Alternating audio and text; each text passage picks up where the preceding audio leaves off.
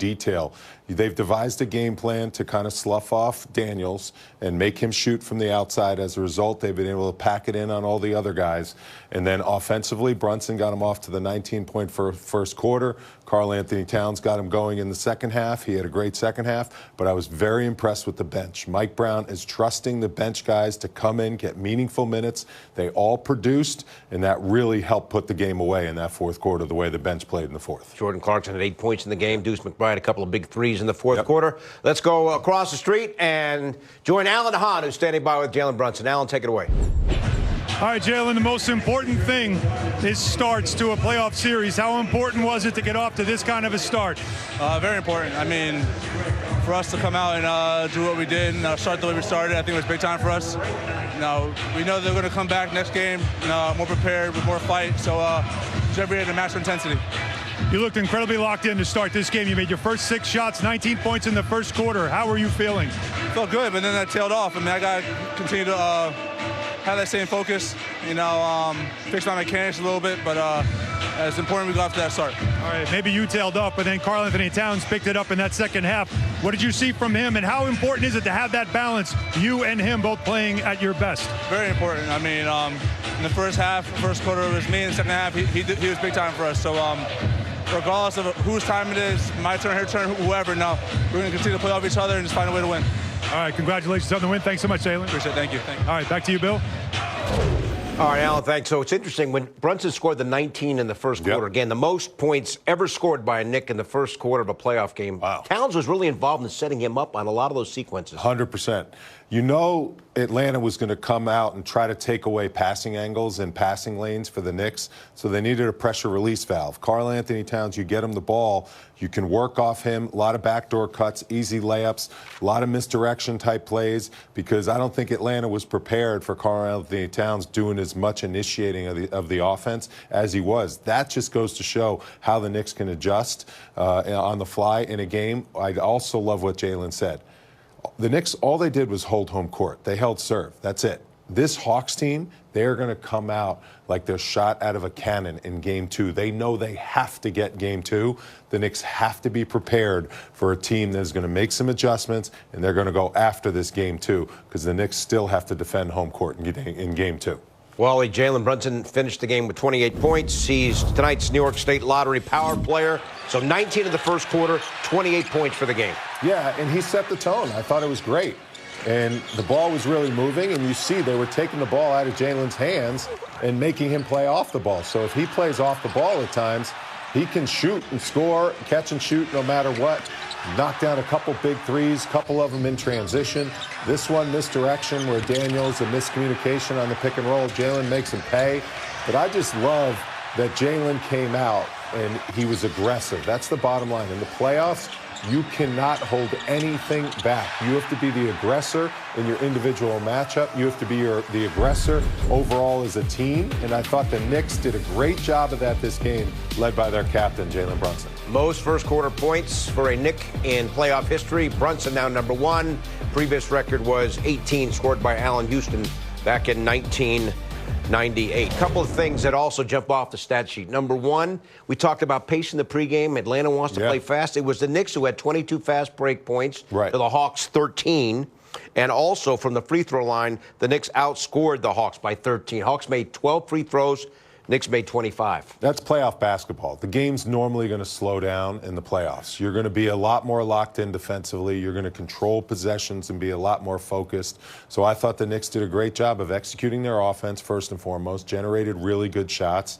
And when they did miss, they had good floor balance to make sure they got back. They knew that was going to be a key against this Atlanta Hawks team. So overall, I just thought the attention to detail, the focus, the preparation that the coaching staff and these players did to prepare for this series, it looked like it's completely on point in Game 1. So at the half, Wally, the Knicks were up by 2. Yep. And then down the stretch, the Hawks did make it somewhat close or closer, but at one point down the stretch, the Knicks were up by 19. Yeah. So the Knicks dominated pretty much the second half. And that was starting the fourth quarter with the bench unit. How good was Josh Hart in this game? I mean, he was all over the place.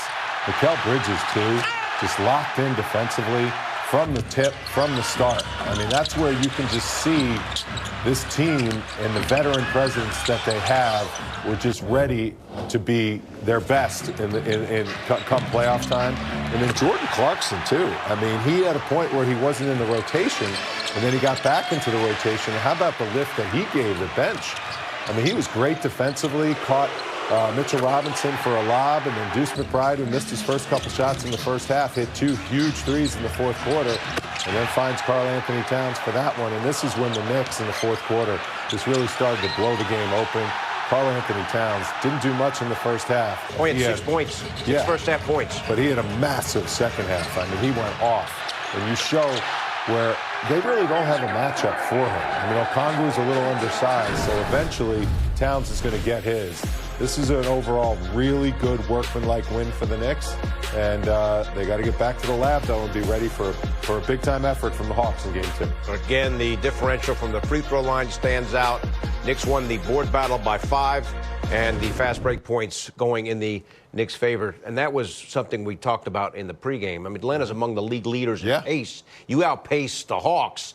In addition to all the other advantages you have, that's a huge edge for the Knicks. Well, I don't think they really outpaced them. I just think they controlled kind of the tempo of the game. They didn't want to play as fast as the Hawks. Obviously, the Hawks got a couple buckets in a semi-transition. Whenever they get a miss, they try to run the ball down the floor really quickly and try to shoot before the Knicks defense is set. I think it's a credit to how good the Knicks half-court defense was. We saw Karl-Anthony Towns with a couple blocks, a couple steals. OG Anunoby's always going to be good defensively. And the Knicks have a very good game plan to kind of slough off Daniels and have a center fielder and a free safety that's making it really difficult on the other 4 guys out there to play offense, because there's a lot of help, because you really don't have to respect Daniels out at that three-point line. Nickeil Alexander-Walker against the Knicks on April the 6th. Remember, went for 36 points, only 6 of 17. And you mentioned Daniels. As good as he is on defense, he's not that great a shooter, shot only 2 of 7. And that can really help when you don't really have to guard him, as you point out. And this is my point. In the playoffs, that's where a player like that, it just becomes a little bit more highlighted on the scouting report, how you can handle a guy like that and how you can help off other guys. And I think the week to prepare on how we're going to do this and implement the strategy, it looked like it worked really well. Now we'll see if Dyson Daniels, maybe he'll knock down a few shots. Maybe he won't look to take a few shots. Maybe, Coach Quinn Snyder's going to have to get him off the floor, because at times he really hurts their offense because of the fact that he is not a guy you need to pay attention to out there offensively. We mentioned that Cat went for 25. One thing that helped his scoring output, free throw shooting. 10 of 10 from the line. Oh, yeah. Was very effective drawing fouls in this They game. have no one that can guard him, and that's the bottom line. Karl-Anthony Towns, whenever he wants, he can make a play, whether it's for his teammates, whether it's for him, use his size, use his strength. I just love the way he started this game. I mean, he was dropping dimes. This was like the old Princeton offense where you got backdoors, cutting off guys, finding OG Anunoby for backdoors. And Cat's long and tall, so he could see over the defense. And, it was just a really nice performance by him. And, the playoffs is all about matchups. So when you have an advantage at a certain position, over the course of a 7-game series, that's really going to show. But I thought the best part about his game was his defense. He moved his feet a couple times defensively, got a couple deflections, steals, and blocks. And then you see the big, long steps, the strength.